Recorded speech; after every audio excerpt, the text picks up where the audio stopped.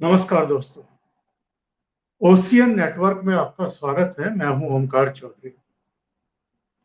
वैसे तो बाला साहब ठाकरे के समय भी दो बार शिवसेना विभाजित हुई थी, टूटी थी। एक बार राज ठाकरे अलग हुए थे, तो दूसरी बार जो है नारायण राणे अलग हुए थे। लेकिन वो टूट ऐसी नहीं थी जैसी इस समय उद्धव ठाकरे देख रहे हैं, और सिर्फ देख रहे हैं, कुछ कर नहीं पा रहे हैं। इतनी विवशता, इतनी लाचारी, इतनी मजबूरी कि वो सिर्फ अपनी पार्टी को खंड खंड होते हुए देख रहे हैं। और हाल क्या है? पहले 55 में से 40 एमएलए टूटे, और अब 18-19 मेंबर ऑफ पार्लियामेंट में से 12 एमपी टूट गए। और वो टूटे ही नहीं, वो सीधे लोकसभा अध्यक्ष ओम बिरला के पास पहुंच गए। उन्होंने अपने गुट को एक्चुअल शिवसेना बताते हुए मान्यता का आवेदन किया, और लोकसभा अध्यक्ष ने उनको मान्यता दे भी दी। और राहुल शेवाले, जो एकनाथ शिंदे के बहुत ही करीबी हैं, उनको अब लोकसभा में शिवसेना संसदीय दल का नया नेता करार दे दिया गया है। उनको उसकी मान्यता मिल चुकी है। ये कोई छोटी मोटी घटना नहीं है।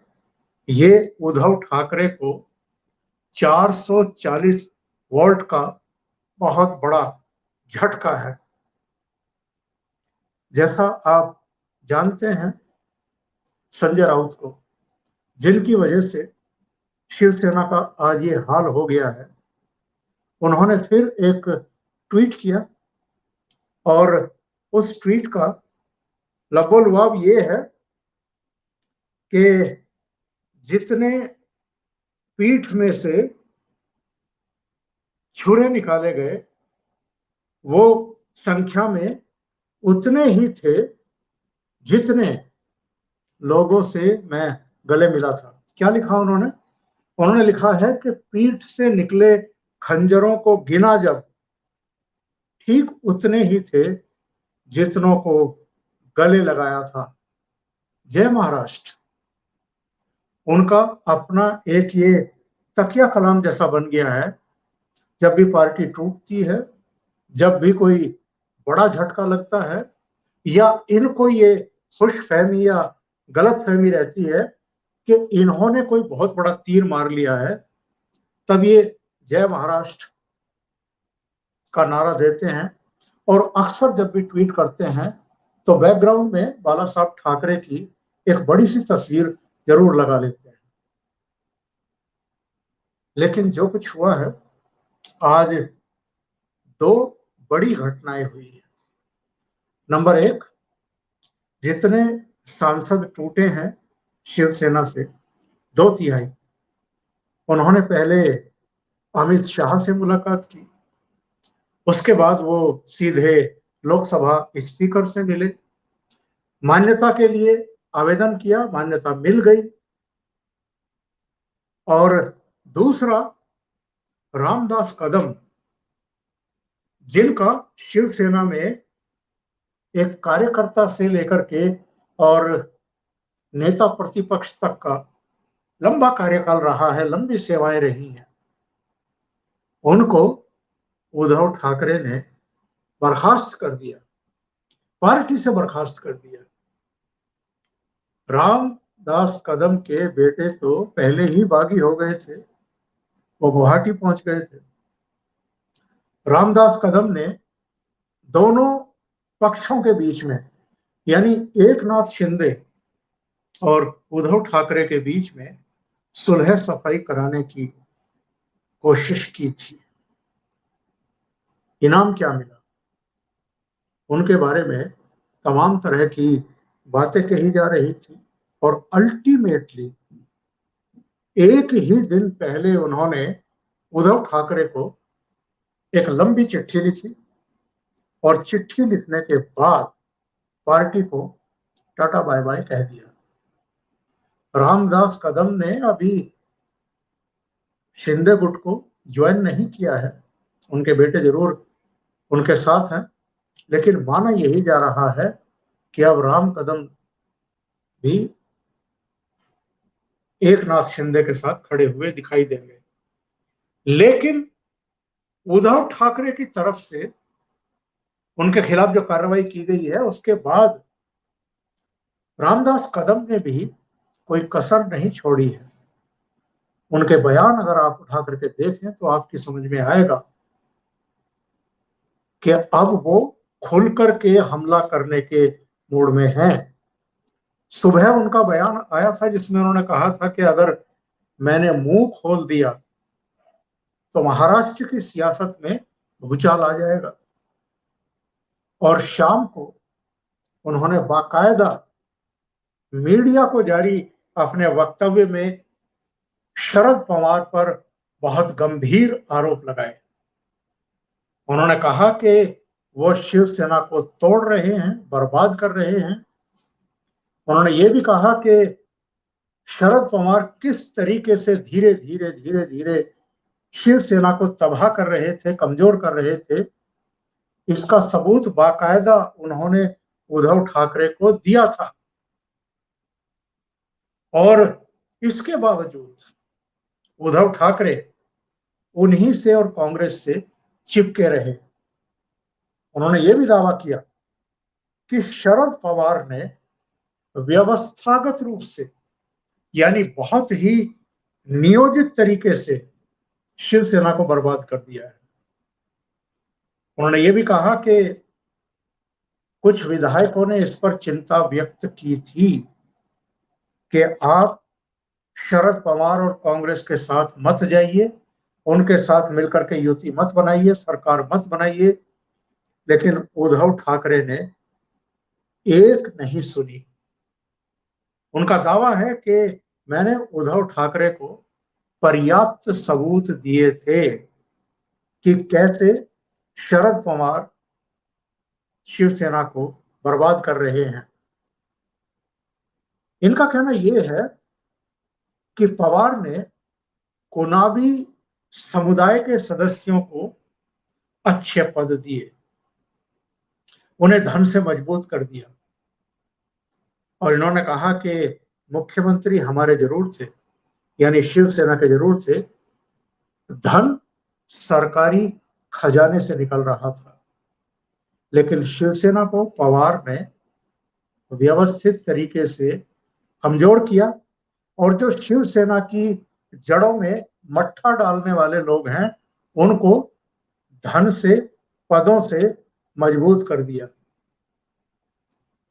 और जब हमने उनसे ये सब बातें की तो वो मुख्यमंत्री का पद छोड़ करके शरद पवार और कांग्रेस से गठबंधन तोड़ने को तैयार नहीं थे। उन्होंने कहा कि मैंने तो शुरू में गठबंधन का विरोध भी किया था और जितनी बातें राम कदम कह रहे हैं इनमें जरा सा भी कोई ये नहीं है कि झूठ है, फरेब है या सच्चाई नहीं है। रामदास कदम जो बाला साहब ठाकरे के समय से पार्टी के लिए सक्रिय हैं, जिन्होंने पूरा जी जान लगाया, जिस तरीके से एक नाथ शिंदे बरसों से शिवसेना की सेवा कर रहे हैं। इन्होंने कहा कि जब इन्होंने गठबंधन किया था तो हमने ये कहा था, कई और दूसरे विधायकों ने ये कहा था कि ये पाप करने जैसा है जो कुछ आप करने जा रहे हैं और बाला साहब ठाकरे की आत्मा को भी इससे कष्ट होगा। अब रामदास कदम हमलावर हैं, एकनाथ शिंदे पहले से ही हमलावर हैं। कई दूसरे नेताओं के बारे में भी अब चर्चाएं शुरू हो चुकी हैं। पहले विधायक दल टूटा, अब संसदीय दल टूट गया है।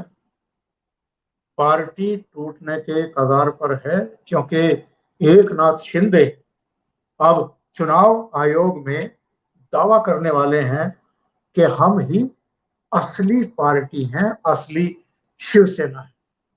राष्ट्रीय कार्यकारिणी का इन्होंने पुनर्गठन कर दिया। अभी केवल एक लिहाज किया है कि शिवसेना प्रमुख से उद्धव ठाकरे को नहीं हटाया, और जो शिवसेना का संविधान है उसके बारे में जो लोग जानकार हैं उनका कहना यह है कि उसमें अभी एकनाथ शिंदे को अगर वो चाहे भी तो कामयाबी शायद नहीं मिल पाएगी, क्योंकि प्रतिनिधि सभा के अधिकांश सदस्यों का इनको समर्थन होना चाहिए। और अभी तकनीकी रूप से जो शिवसेना का संविधान है उसके हिसाब से इनको असली शिवसेना की मान्यता चुनाव आयोग से मिल जाएगी, इसमें भी कठिनाई आने वाली है। भले ही 2/3 विधायक टूट गए हों और 2/3 सांसद भी टूट गए हों, लेकिन शुरुआत तो साफ ऐसी हुई है कि उद्धव ठाकरे ने या संजय राउत ने सोचा नहीं होगा कि शिवसेना इस कंडीशन में पहुंच जाएगी।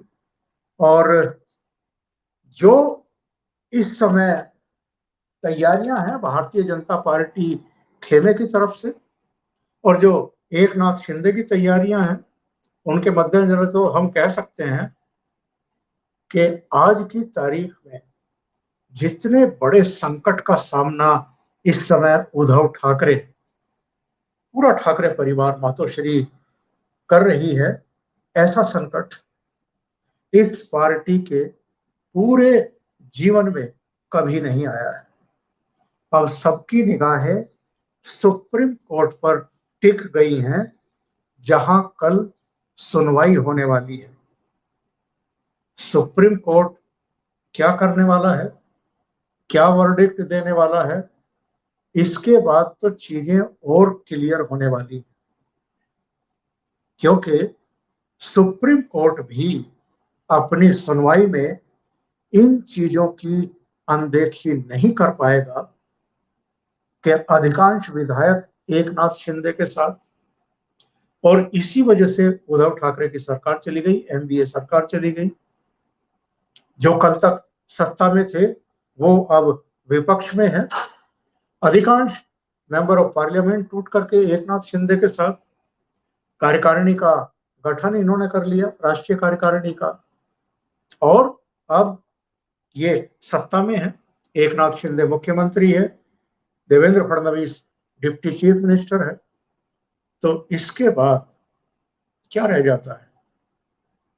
दूसरे, अगर हम एक बार मान भी लें कि जिन 16 सदस्यों को अयोग्यता के लिए घोषित किया गया है, नोटिस इशू किए गए हैं, उन पर सुप्रीम कोर्ट कोई कार्रवाई करती भी है या स्पीकर को कोई दिशा निर्देश देती भी है, तो अब तो स्पीकर भी किनका है? भारतीय जनता पार्टी का है। तो स्पीकर अपने अगर विवेक से कोई फैसला लेंगे तो वो वैसा फैसला तो नहीं लेंगे जैसी उम्मीद उद्धव ठाकरे को या शरद पवार को होगी, क्योंकि अब उनका डिप्टी स्पीकर तो है नहीं। इसलिए उद्धव ठाकरे के लिए आने वाले दिन बहुत राजनीतिक मुश्किलों वाले होने वाले हैं। अभी के लिए इतना ही। बहुत बहुत धन्यवाद। अगर आपको ये चैनल और इसके कंटेंट पसंद आ रहे हैं तो लाइक करें, कमेंट करें, वीडियो को शेयर भी करें। अभी तक अगर आपने ये चैनल सब्सक्राइब नहीं किया है तो सब्सक्राइब कर लें और साथ में लगे बेल आइकॉन को दबा दें, ताकि आगे आने वाली वीडियो उनके नोटिफिकेशन आप तक पहुंचते रहे। बहुत बहुत धन्यवाद। नमस्कार।